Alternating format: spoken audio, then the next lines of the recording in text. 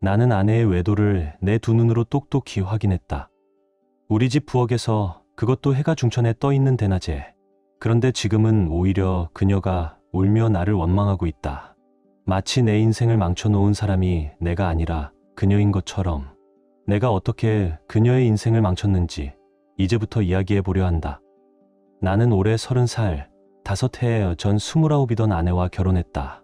그때만 해도 그녀는 따뜻하고 자상한 사람이었고 늘 나를 먼저 챙기며 걱정해주는 배려 깊은 아내라고 믿어 의심치 않았다. 그러나 시간이 흐르면서 내가 본 진실은 전혀 달랐다. 결혼 후 1년 만에 딸을 얻었을 때 나는 세상을 다 가진 듯 행복했다. 아이는 내 인생에서 가장 소중한 존재였고 그 작은 생명이 우리 부부를 더 단단히 묶어줄 거라 생각했다. 하지만 몇 해 뒤 예상치 못한 경제 위기가 닥치며 모든 것이 흔들리기 시작했다. 나는 다니던 회사를 그만둘 수밖에 없었고 아내는 대기업 사무직으로 계속 출근했다. 나는 생활비를 마련하기 위해 닥치는 대로 아르바이트를 전전했지만 점점 자존감은 무너져 갔다. 부부싸움은 잦아졌고 어느 날 말다툼 끝에 아내가 내 뺨을 때렸다. 그것도 어린 딸이 보고 있는 앞에서. 그 순간의 충격은 지금도 선명하다. 딸이 그 장면을 기억하고 있을까 확신할 수 없지만 내 가슴 속엔 지워지지 않는 흉터처럼 남아있다. 아내는 매번 차갑게 말했다. 당신은 무직이잖아. 그 말이 칼날처럼 나를 베어갔고 우리의 결혼은 서서히 금이 가기 시작했다. 사실 나는 대학교를 끝내지 못했다. 한국 사회에서 학벌이 어떤 무기가 되는지 누구보다 잘 알았지만 여러 회사에 지원할 때마다 문턱조차 넘지 못했다. 며칠 전 배달 일을 끝내고 평소보다 일찍 집에 들어갔다. 그런데 현관문을 열자마자 숨이 막히는 광경이 펼쳐졌다. 아내가 부엌에서 회사 동료 남자와 함께 있었다. 단순한 동료의 모습이 아니라 차마 눈을 뜨고 볼 수 없는 끔찍한 장면이었다. 아내는 나를 보자마자 비명을 질렀고 나는 충격에 몸이 굳어 아무 말도 할 수 없었다. 눈앞의 현실이 믿기지 않았다. 당장 달려가 그 남자를 쓰러뜨리고 싶었지만 겨우 이성을 붙잡았다. 나는 말없이 아내의 차 키를 집어들고 집을 나섰다. 내 차는 없었고 딸을 유치원에서 데려와야 했으니까. 몇 분 뒤 아내가 집 밖으로 나왔는데 머리는 헝클어지고 얼굴은 달아올라 있었다. 그 남자와 얼마나 있었는지 굳이 묻지 않아도 알 수 있었다. 그녀는 울며 나를 붙잡았다. 여보, 미안해. 정말 미안해. 사랑해. 그러나 내 마음은 이미 차갑게 굳어 있었다. 나는 겨우 입을 열어 물었다. 대체 얼마나 된 거야? 아내는 흐느끼며 제발이라는 말만 반복했다. 처음이라는 그녀의 변명은 뻔한 거짓말처럼 들렸다. 나는 말을 잃고 차에 올라 딸을 데리러 갔다. 아이와 패스트푸드점에 들러 잠시 간식을 먹으며 마주 앉아있는 짧은 순간만큼은 모든 고통을 잊을 수 있었다. 하지만 현실은 기다려주지 않았다. 1시간쯤 지나 아내에게서 문자가 왔다. 여보, 정말 미안해. 나 아직도 당신을 사랑해. 회사 친구 집에 있으면서 마음을 정리하고 있어. 나는 답장을 보내지 않았다. 내 마음조차 정리되지 않은 상황에서 무슨 말을 할 수 있었겠는가. 그대로 차를 몰고 집에 돌아왔을 때 집 앞 인도에 한 남자가 앉아 있었다. 고개를 숙이고 깊은 생각에 잠긴 모습. 아이를 재우고 나와서 그를 마주보니 그는 울먹이며 말했다. 아내가 유부녀라는 사실을 전혀 몰랐다고. 도대체 무슨 말이야? 내가 거칠게 물었다. 그의 표정은 한숨으로 무거워졌고 떨리는 목소리가 겨우 새어나왔다. 그녀가 저한테 거짓말을 했어요. 미혼이라더니 전 남편은 지방에 살고 있고 딸과 단둘이 산다고 했어요. 그의 말이 귀에 들어왔지만 머릿속에서는 그것이 현실인지 악몽인지 분간할 수 없었다. 그는 계속해서 설명을 이어갔다. 우리는 침실에서 관계를 가진 적이 없습니다. 그녀는 그곳을 피했어요. 당신과 함께 찍은 사진들이 거기에 있었으니까요. 혹여 제가 사진을 보면 이상하게 여길까봐 늘 거실이나 부엌에서만. 심장이 천천히 그러나 확실히 무너져 내리는 느낌이었다. 나는 아내에게 했던 질문을 그에게 되돌려 물었다. 얼마나 된 거야? 그는 머뭇거리다 조용히 답했다. 약 3달 정도요. 그 짧은 대답이 내 안의 모든 것을 산산이 부수었다. 말문이 막혀 아무 말도 나오지 않았다. 세상이 벽처럼 닫히고 숨조차 쉬기 어려웠다. 나는 그에게 집으로 돌아가라고 말했다. 그는 고개를 들지 못한 채 잠시 망설였고 곧 조심스럽게 말했다. 차가 없어요. 그녀가 운전해서 데려다 줬거든요. 그 말에 문득 그가 불쌍하다는 감정이 스며들었다. 만약 그의 말이 사실이라면 그는 나처럼 속은 피해자일 뿐이었다.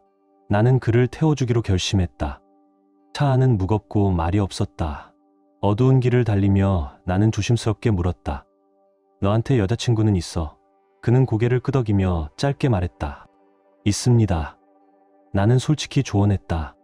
그렇다면 진실을 말해. 내 여자친구와 너 둘 다 보호하려면 그게 최선이야. 그의 불안한 표정을 보며 나는 덧붙였다. 솔직해져라. 그녀가 떠날 수도 있지만 거짓 위에서 관계를 이어가는 것은 더 큰 재앙을 부른다. 그는 아무 말 없이 내 말에 끄덕이고 차에서 내렸다. 집으로 돌아와 딸을 재운 나는 비로소 혼자 남았다. 이틀 동안 나는 울었다. 그 눈물은 분노였고 배신감이었으며 깊은 상실감이었다. 하지만 이제는 무너질 수 없었다. 딸을 지켜야 한다는 생각만이 남아 나를 굳게 붙잡았다. 나는 그녀를 다시는 보고 싶지 않았다. 변호사를 찾아 이혼 절차를 밟기로 했다. 그러나 가족에게조차 쉽게 털어놓을 수 없었다. 같은 도시에 사는 형에게도 말하지 못했다. 내 안의 무게는 더 깊어만 갔다. 그리고 한 가지 분명히 하고 싶은 게 있다. 내가 그 남자를 데려다 주기 전에 딸을 혼자 두지 않았다는 점이다. 형에게 전화를 걸어 딸을 봐달라고 부탁한 뒤에 움직였다. 그 상황에서 내가 취한 행동이 옳았는지는 아직도 판단하기 어렵지만 당시에는 그것이 최선이라고 믿었다. 그런데 시간이 흐른 지금 그것이 부모로서의 실수일 수 있다는 불안이 마음을 짓눌렀다. 이혼 소송에서 불리하게 작용할 가능성도 고려하지 않을 수 없었다. 현재 변호사와 상담을 진행 중이다. 변호사는 솔직히 낙관적이지 않다.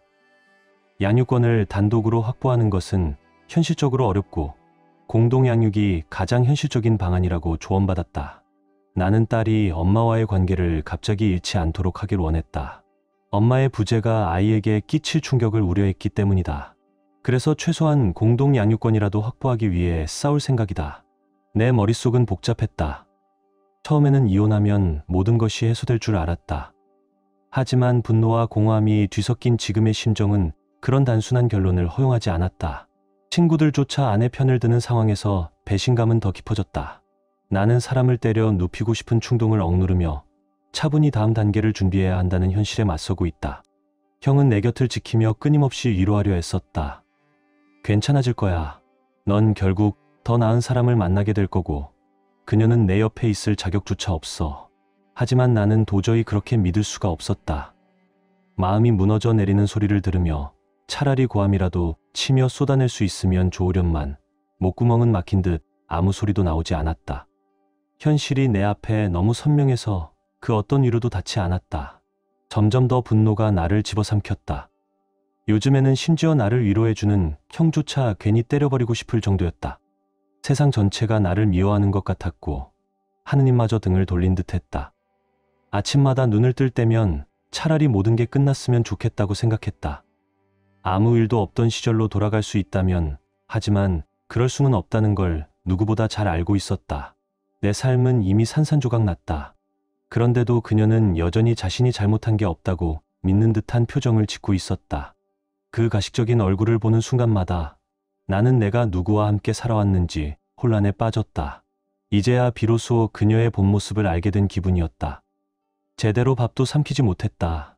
허기만이 가슴을 파고들었고 결국 오래전에 끊었던 담배에 다시 손을 댔다.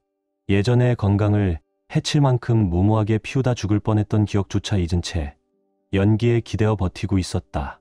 연기가 폐 속에 스며드는 순간마다 내 안의 분노와 허무가 더 짙어지는 걸 느꼈다. 나는 안다. 이혼 소송에서 그녀가 이길 가능성이 크다는 것을. 증거가 아무리 있어도 판결은 언제나 계산과 절차 위에서만 내려진다는 걸 잘 알고 있었다. 그래서 더 미쳐버릴 것 같았다. 만약 내가 그 장면을 직접 보지 않았다면 어땠을까? 차라리 모른 채 살았다면 이렇게까지 망가지진 않았을까? 내가 조금이라도 더 나은 남편, 더 나은 아빠였다면 결과가 달랐을까? 끝없이 자신을 탓하며 바닥으로 가라앉았다. 분노와 슬픔이 내 몸을 짓눌렀다. 내 주위의 모든 것을 부숴버리고 싶은 충동이 차올랐고 동시에 이 세상에서 사라져버리고 싶다는 생각이 머릿속을 맴돌았다. 높은 건물 위에서 몸을 던진다면 이 끝없는 고통도 함께 사라지겠지. 하지만 그 순간마다 떠오르는 건 오직 딸의 얼굴이었다. 작은 손으로 내 손가락을 꼭 잡던 그 따뜻한 온기, 나를 바라보던 눈빛, 그 눈동자가 아직도 내 삶을 붙잡고 있었다. 딸을 지켜야 한다는 단 하나의 이유가 무너져 내리는 나를 간신히 붙들고 있었다. 다음 날 아침, 나는 결국 엄마를 찾아갔다. 눈물이 멈추지 않는 얼굴로 모든 이야기를 쏟아냈다. 솔직히 말하면 엄마가 내 편을 들어주리라 믿고 있었다. 하지만 엄마는 아무 말 없이 오래도록 나를 바라보다가 차분하면서도 무게감 있는 목소리로 입을 열었다. 내가 정말 이혼을 결심한다면 그 전에 반드시 신중해야 해.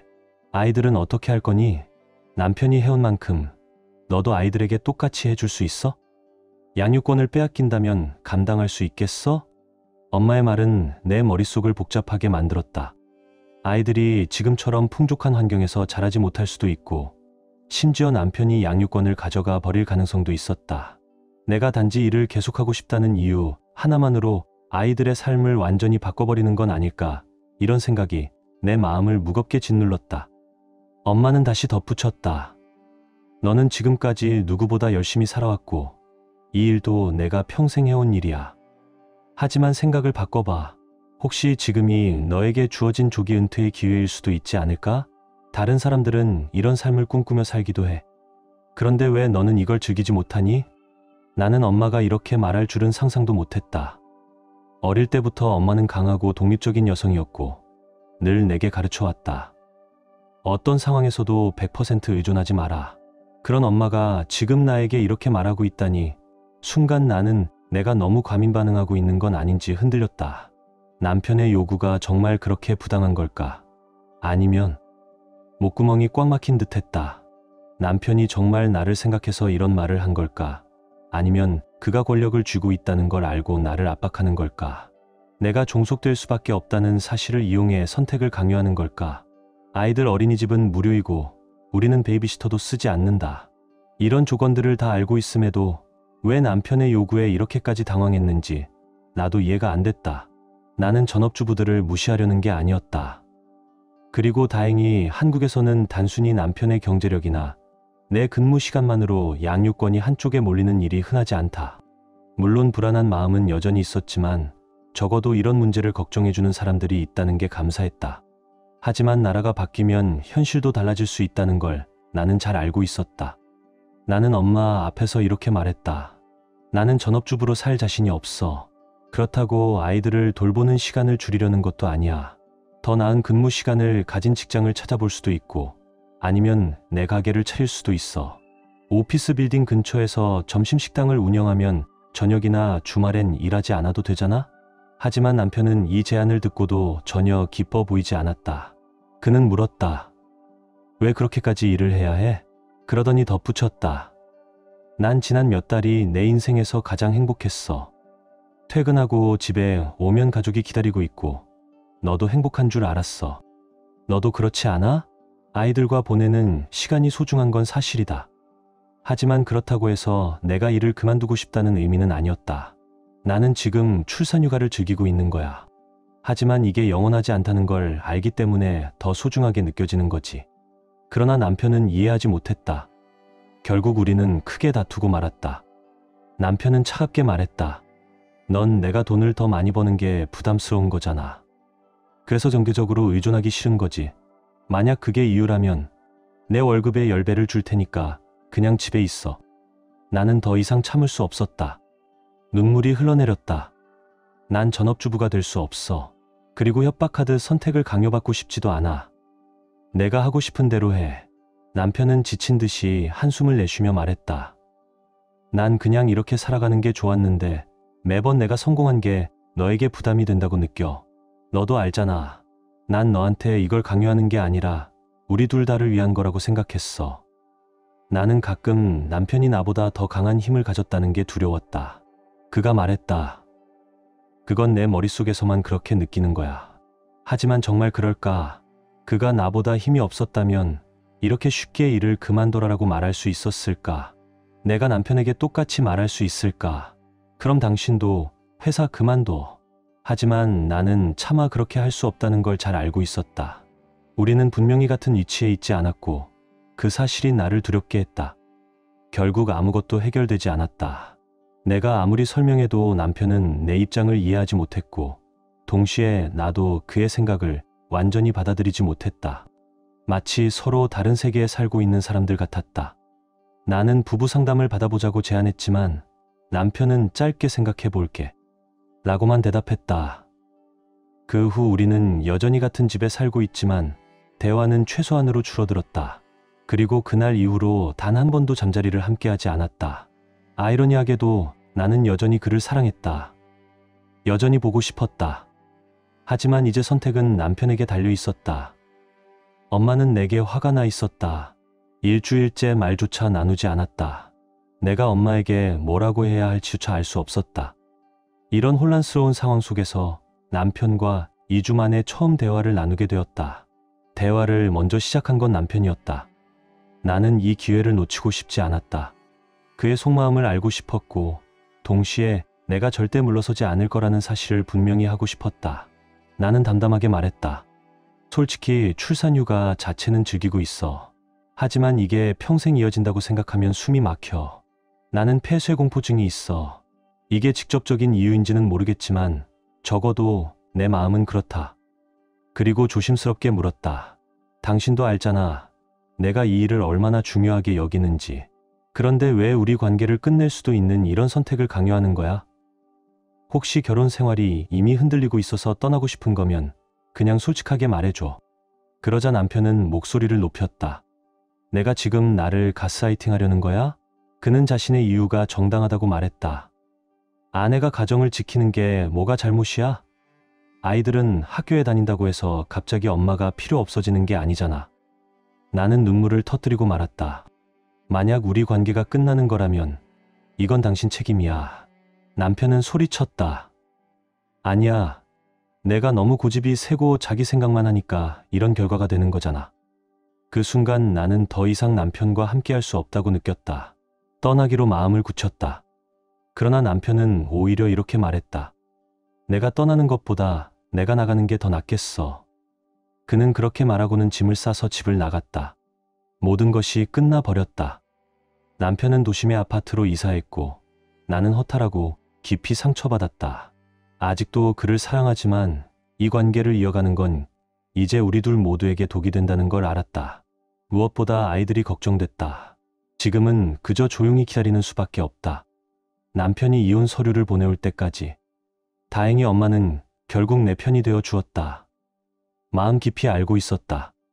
결국 엄마는 언제나 내 편이라는 것을. 남편과 나는 이제 별거 중이다. 그것은 그의 선택이었다. 나는 점점 더 확신하게 되었다. 이건 단순히 내가 일을 계속하느냐 마느냐의 문제가 아니었다. 남편은 이미 오래전부터 내게 불만을 쌓아왔고 그 감정은 결국 무너져 버렸다. 그중 일부는 내가 절대 바꿀 수 없는 것이었고 나머지는 내가 바꾸고 싶지 않은 것들이었다. 이건 누구의 잘못도 아니었다. 단지 우리는 더 이상 맞지 않는 사람이 되어버린 것이다. 앞으로 14개월 동안 나는 아이들과 함께 지낼 것이다. 아이들이 어느 정도 크면 우리는 공동 양육을 하게 될 것이다. 지금은 이 집에 머무르지만 이혼이 확정되면 도시로 다시 이사할 예정이다. 이미 직장 상사와 협의해 아이들을 돌보는 시간을 확보할 수 있도록 근무 조정을 논의했다. 아마 아이들과 함께하는 주에는 점심시간대에만 일하게 될 것 같다. 그리고 내 마음속 목표는 여전히 같다. 언젠가는 반드시 내 가게를 차릴 것이다. 다만 시기만 조금 늦춰질 뿐이다. 나는 아직도 그를 사랑한다. 한때 우리는 절대 헤어질 수 없는 운명이라고 믿었다. 서로의 부족함을 채워주며 평생 함께할 거라고. 그게 당연하다고 생각했다. 하지만 어느 순간부터 남편은 내가 가진 가장 큰 장점들, 처음엔 사랑에 맞지 않던 부분들조차 원망하기 시작했다. 내 독립심, 내 열정, 내 일에 대한 집착이 더 이상 그에게는 자랑이 아니라 불편함이 되었다. 그때 나는 차갑게 깨달았다. 이 관계는 더 이상 희망이 없다는 걸. 우리가 아무리 애써 붙잡으려 해도 이미 손끝에서 미끄러져 내리고 있었다는 걸. 모든 것이 엉망이었다. 하루하루가 무너져 내리는 기분이었다. 그 어떤 말도 위로가 되지 않았고 그 어떤 행동도 다시 돌릴 수 없었다. 그리고 너무나도 아팠다. 가슴이 찢어지는 것 같은 통증 속에서도 한편으로는 모든 걸 받아들여야 한다는 생각이 서서히 자리 잡았다.